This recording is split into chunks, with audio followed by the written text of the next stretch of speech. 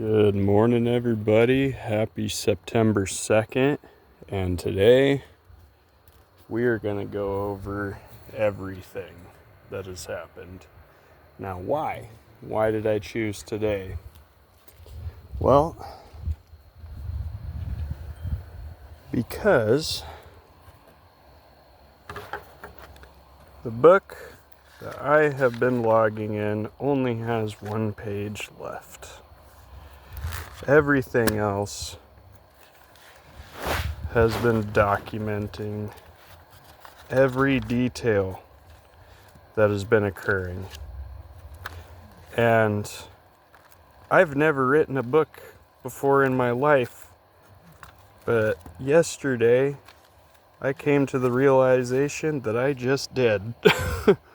So we are going to go over everything from start to finish. This is going to be a very special episode and a very long episode, so sit tight because things are about to get interesting. So, first up, we're going to start with the disclaimers here, okay? This book does not speak for all Sasquatch people. This book is not a gospel. This book is guarded by Gunner, my personal angel, and he's done a very good job at it too. The information contained in this book is understood as an attempt to bridge the gap between people and the forest people. I hereby declare in the presence of His Holiness, Jesus Christ, that all test results recorded are true. Hypotheses are stated, but not to be confused with truth. Meaning, I'm going to put in my input, but don't confuse it with the facts. So, that being said, this book is not to be used against the Sasquatch Nation. This book is strictly for research use only. Written and tested by yours truly, Mitchell Willie. Site Hotel Log. All documentation backed by physical, video, and photographic evidence. On April 10th, we had the first sign of activity. After attempting an art piece of a Sasquatch, 2 specific items were required: a pencil sharpener and 2 paintbrushes. These were the paintbrushes that were given to us with a small X made out of sticks sitting right next to it, just like this. Okay? Now we had a pencil sharpener that was given to us also. I have not been able to find it because we keep using it. It's a really good sharpener. So it wasn't until after completing the artwork on April 10th at 4:45 p.m.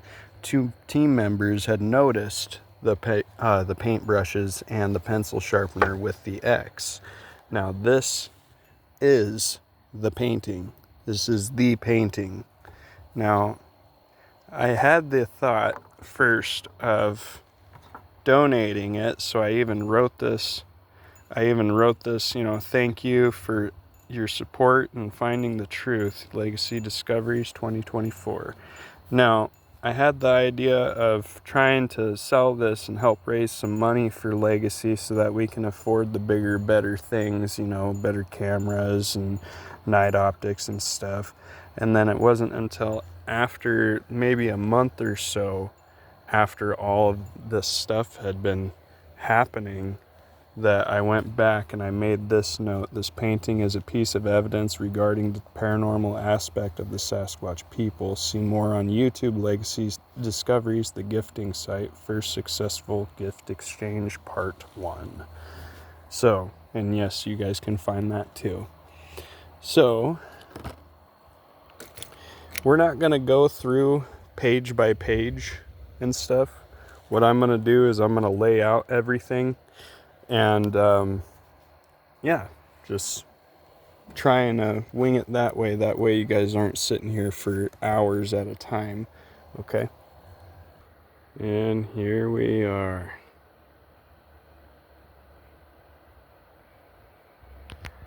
Every item that you see right here has been gifted to us. Now it started with us putting our feet in the testing kit. We have the half track. This was the one that they showed us. They can lift the half or the front half of their foot directly up and not even leave an impression. Notice there's no toe marks here. It is directly or just strictly a heel to mid-tarsal break. We have a finger drag. This right here was a marble that they put down in the flour and was just rolling it around and playing with it. This is my heel trying to mimic theirs. And you can see my heel goes off one direction. Theirs forks. Our most impressive track yet is the family casting. Now, believed at first to only be 3 different tracks, but after we analyzed, there's 5 in here. Now, what stood out first was this one, and this one. We didn't take into accommodation this one. And the littlest one's heel is right here. And it kind of goes off to the side, actually. So the littlest one's toes would have been about right in here before the elders stepped over it. Mind you, look at the detail we were able to save in the dermal ridges all over the track too. This track still has a whole lot of hair that is casted with it inside it there. So, and just about all of our tracks actually have quite a bit of DNA still stuck in them. The handprint that we all know is my biggest nemesis. I cannot, for some reason, cast proper handprints every time it goes wrong. Now we are able to get from the thumbs, because this is again multiple stamps, but from the thumbs to about the wedding ring finger. And there's a really good fingerprint right here from one of them. Now, it was unfortunate that it blew out the side, because right here in the middle was placed this flower. This is a timber lily. Timber lilies are not too they're not too common because they're only pollinated by ants. So this was kind of like a very special gift.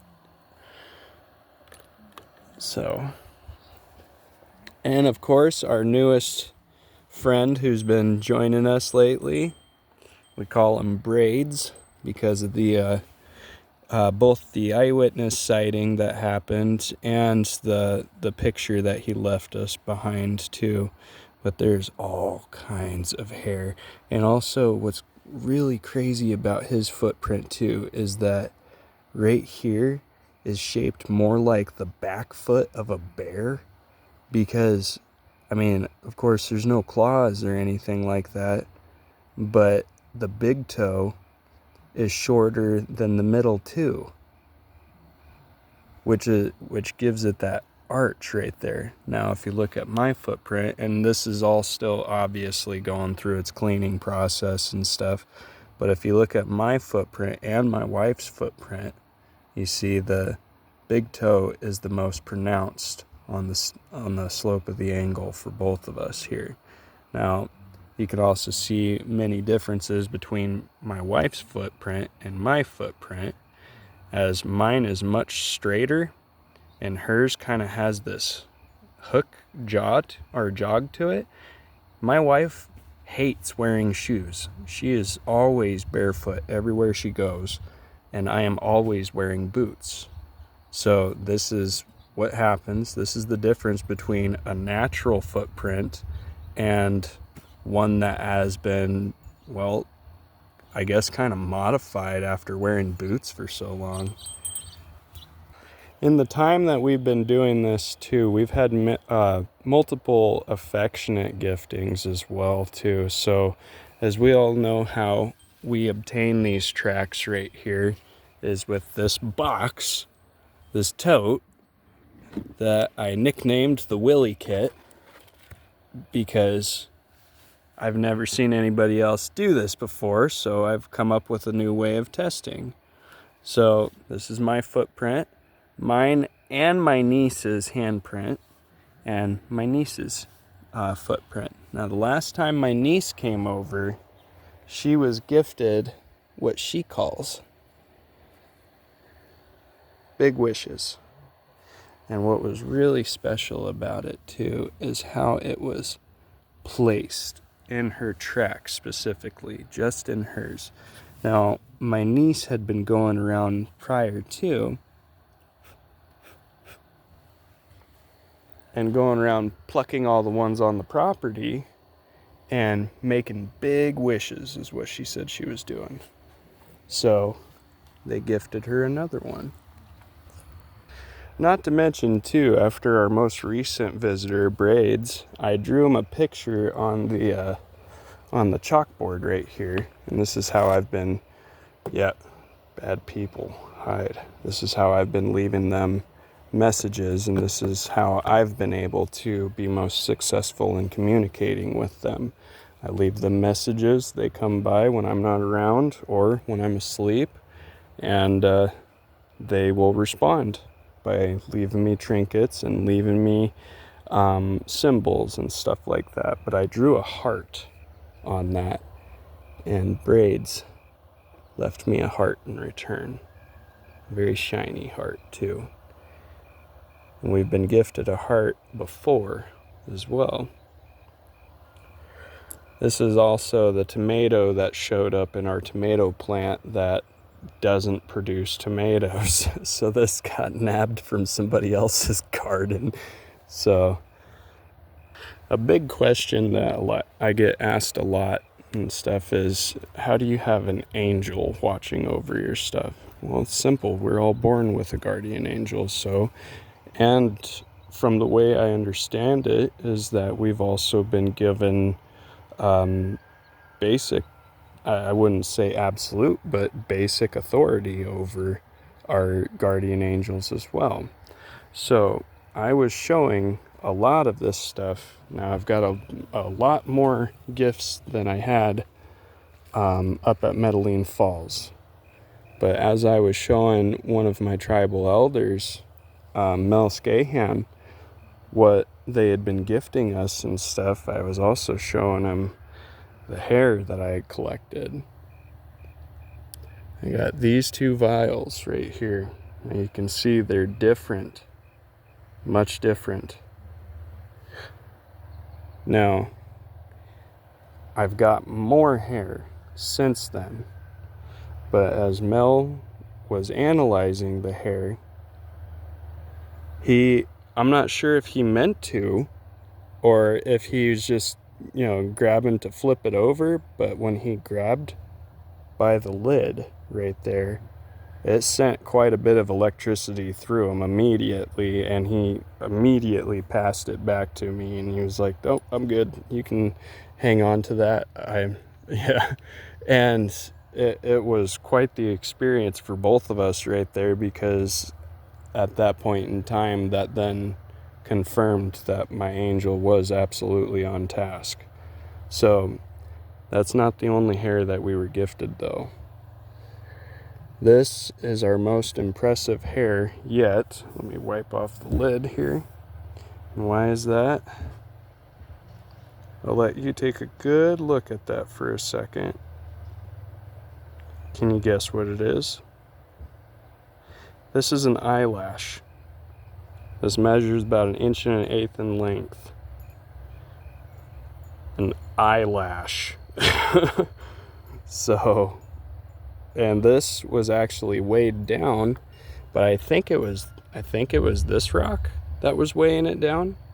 Now that happened whenever we started trying to catch them on camera at very first, before the agreement was made not to attempt to film them and stuff.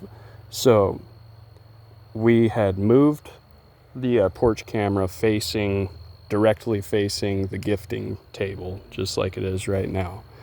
And all activity had stopped. And we started looking around and stuff, and all of a sudden we started seeing gifts show up on Dad's tailgate of his truck. So, and then of course he was like, I don't want them near my truck. It's got enough problems out already. Put it back on, or change the camera back to how it was and let them do their thing at the table, I guess. Just keep them away from my truck. So I thought that was pretty funny.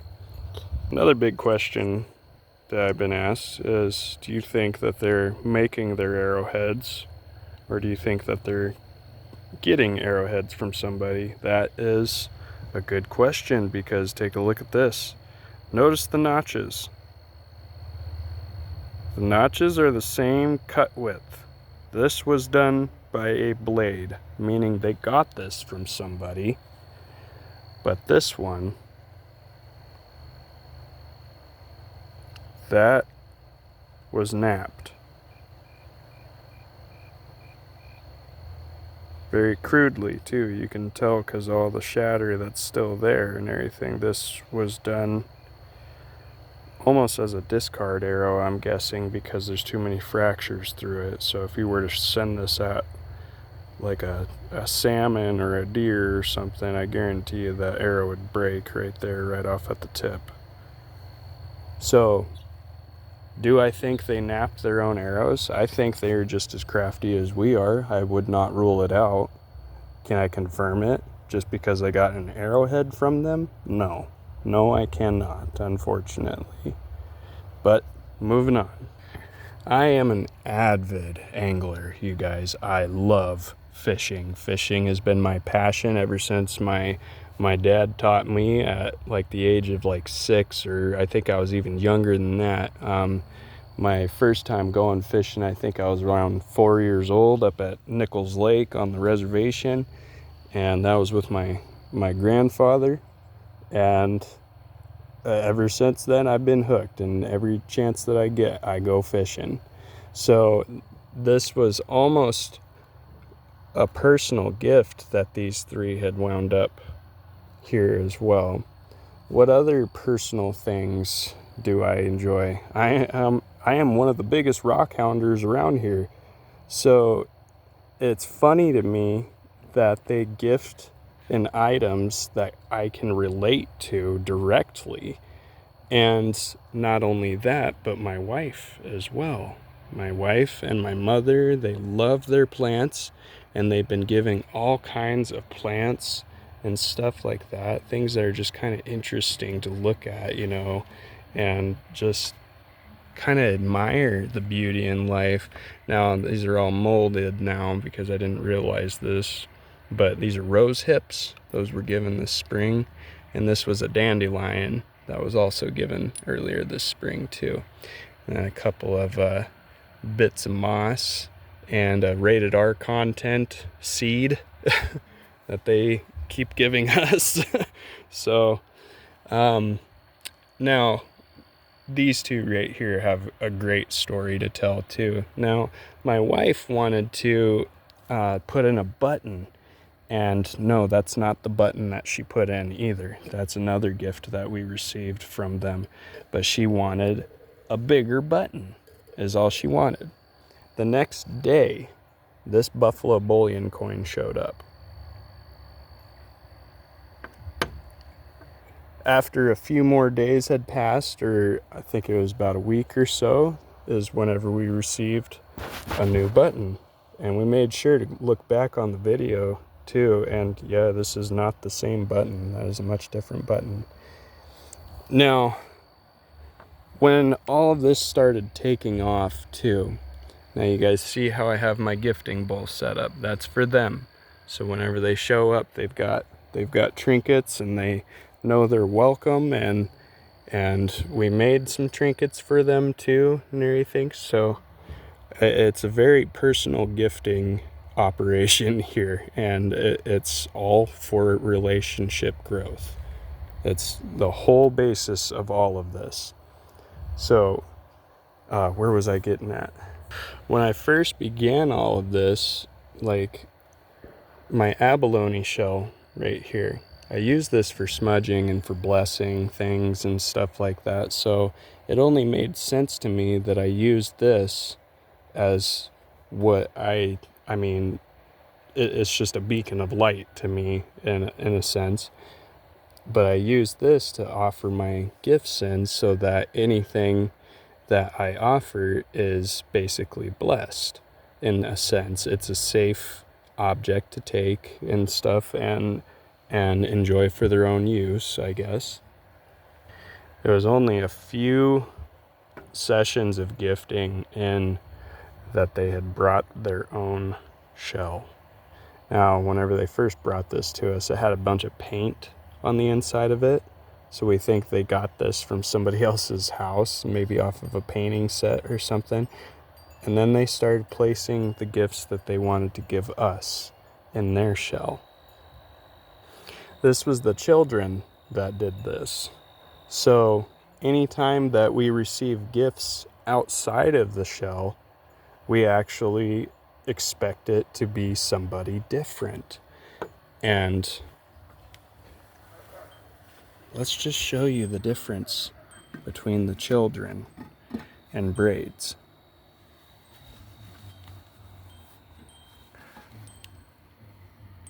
It's a clear difference between all of them and his one track. Now, I imagine the eldest, I'm guessing, is probably this foot right here, or this heel print. But at the same time, since all of the heels are blended together right here too, and you can see the littlest one right here. But since all of the heels are blended together right here, it's really difficult to figure out what the width is, especially whenever you get down to this level too, because it's like, okay, this is just smudge. Wait a second, there's dermal ridges right there too. Right through here, dermal ridges. So that means that is part of one of these stamps right here. There's only one contact who hasn't left her footprint for us yet, and we are not even asking her to do so because we don't want to push them any further than what they are comfortable with. And obviously they are getting very comfortable, and this is exactly the response that we want too. So the question of frequency too, we know crystals all have frequency and can be charged too with different frequencies, which is a lot like how electronics are used today. They use a lot of crystals in electronics today just for the frequency status of them as well. Now, this is a group of crystals that we had been gifting to them, and 3 of them came back. Now, we were told that, oh, they charged them for you and stuff. I have no way of testing this. So the best I can offer you guys is just to show you what came back. And these 3 that we gifted to them came back. Let's get into some deep stuff right here too. On May 7th, 5:00 p.m., activity without coaxation. I returned home from work to find multiple glyphs on the table. The cup containing the rest of the sticks appear to be thrown to the ground. I am curious if our forest friend is upset due to there being no gift bowl for a few days. Regardless of the weather, I am placing an offering tonight and will begin spirituality testing. Now, this is in May, okay? May brings a lot of rain up here, so we were kind of struggling with the gifting bowl at that time because everything we put out kept getting saturated and stuff. So the gifting bowl contents, container 1 had peanut butter, container 2 tobacco. I placed a blue tree agate, a blue agate and a tree agate. Australian black opal with color play. Now that right there is a quality gem too. That's a very high quality gemstone. I do a lot of opal cutting and stuff, so I aim to make gemstones, not just something to look cool and put on the shelf, right? Exodus holy oil, a small eagle feather, plus a braid of sweetgrass. Before testing begins, I will smudge and pray for us. I will smoke the tobacco and give thanks for our exchanges as well. Now, what had happened was I was given tobacco, right? Let's go back.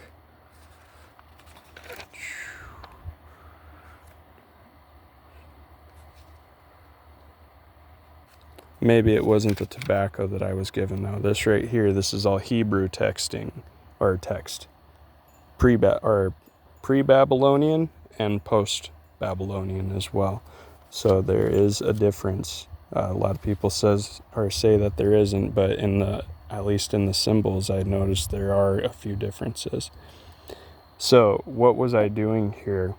The big question I wanted to put to rest was, are they Nephilim? Now, if you guys are biblical people like I am too, you'll know that Nephilim are demon spawns, basically in the flesh. Angels, they came down, they defied God, they bred with our women and created giants. And these giants were typically red-headed or red-haired and had a total taste for human flesh too. They were cannibalistic and just terrible, terrible beings. Goliath apparently was a Nephilim spawn as well. So what I was doing here was trying to figure out if they reject Christ, this adds to the fact that, or this adds to the theory that they could be Nephilim. If they accept Christ, then that blows Nephilim completely out of the water, because anything demonic is going to reject Christ immediately. So, what happened the next day? We got these symbols were left for us. The eagle feather was taken along with the holy oil and sweetgrass braid. Now, tell me this exactly. If they were Nephilim, what would they be doing with an eagle feather, which this side, the Western Hemisphere, the Americas and stuff, Native Americans understand the eagle as being basically an extension of God. So, therefore, having an eagle feather is having a blessing directly from God. So, what would they be doing with a blessing from God and anointment oil that is blessed in the name of Christ? And mind you, when I did this test too, I blessed all items in the gifting bowl in the name of Christ. And they received the holy oil, they received the eagle feather, rated R content, and 2 stones, 1 black, 1 white. The rest of the bowl was left untouched. No glyph or asterisk was used. And that's on May 8th. So on May 7th, this was the glyphs that was used actually. So I need to clarify that really quick. Due to the results of last night's gift exchange, I've removed Nephilim from the possibilities. Each item in the bowl was blessed in the name of Christ, and they received 3 items blessed in the King's name. Nephilim are demonic spawn. Results conclude they are not demonic origin. So, what else happened? On June 18th, 6 o'clock p.m.-ish, After reviewing the evidence on the table, my father-in-law was very puzzled by the reoccurrence of this phenomenon. He's always been a skeptic, but this really bothered him. He decided he was going to try and interact himself. We suggested something small and personal.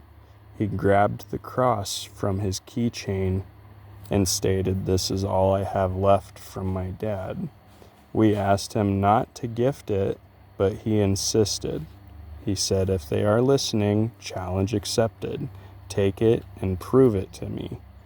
My wife and I attempted to mind speak, pleading that they wouldn't take it, maybe just move it or hide it. We even told Dad the chances he wouldn't see it again. All he said was, "It's the price I'm willing to pay for the proof." The bowl contents: braid of flowers, flower painted rock, small cross, Dad's cross, peanut butter, and tobacco. Now, I did not videotape any of this. This was way too personal, and I'm not gonna, I'm not the type to intrude on somebody's, personal life and their personal decisions to be made. But this was the most touching experience that I have ever heard of or ever had the privilege of encountering. And here's why. On June 19th, 5:30 a.m., the painted rock was taken, the cross was taken, the flowers were taken, the tobacco was left alone, the peanut butter was left alone. The house glyph changed from 1 to 3. Now this is what that looks like. That is the symbol they use for house. Now, how did we find this out? We saw this laying next to our flower garden, and then we started seeing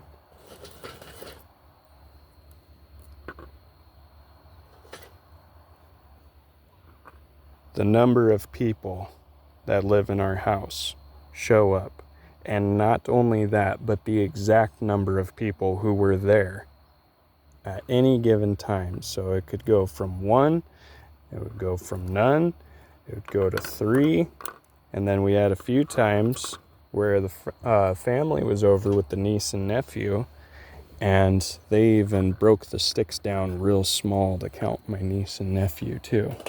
So that was the symbol for house. So the glyph changed from 1 to 3. My wife and I were heavy-hearted when we seen the cross was taken. I left for work at 5:33 a.m. My wife left at 7:05.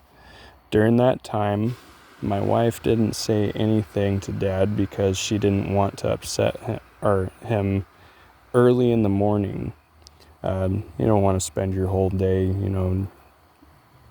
with that kind of depression. It's just not healthy and stuff. So we decided to tell him after he got home. So she decided to wait till he got home so he could see for himself. When they returned home at 1:30 p.m., I was still at work. They had returned home and waited for my return to show the results.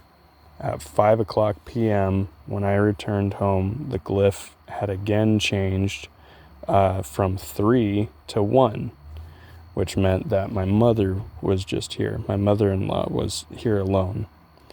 The peanut butter was sampled, tobacco taken, and multiple glyphs were left. These were the glyphs. They left us the cross upright, and then they left us these, plus an asterisk set up like a teepee. Gets deeper than that. In their gifting bowl was left a pinch of tobacco, 3 rocks, 2 different flowers, a piece of bark, 2 hairs, and Dad's cross. The flowers were braided into circles the size of a 50-cent piece. They not only took the cross, but they blessed it and returned it. These people are truly compassionate. A lot of times people don't recognize the blessings that are placed before them, but I'd like to think that I've gotten a pretty meal eye towards recognizing a blessing whenever I see one.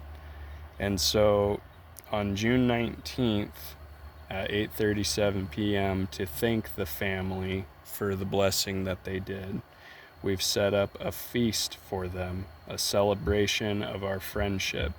Using the print test kit, I've placed one watermelon, so I took all the flour out of the test kit. I placed a watermelon, a 3-pound watermelon, 2 branches of grapes, 6 large carrots, 6 bread rolls, and 3 apples, and also a box of red raspberries. I placed their shell upside down with a bit of chokeweed for them. The peanut butter is all that is in the gifting bowl tonight.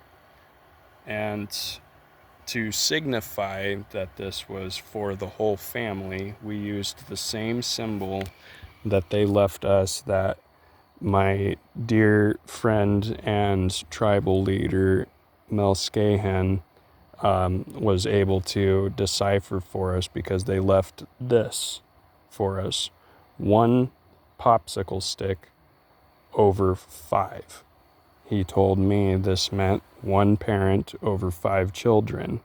And so this was the symbol that they left for us, so we decided to use this symbol to let them know that the celebration was for them.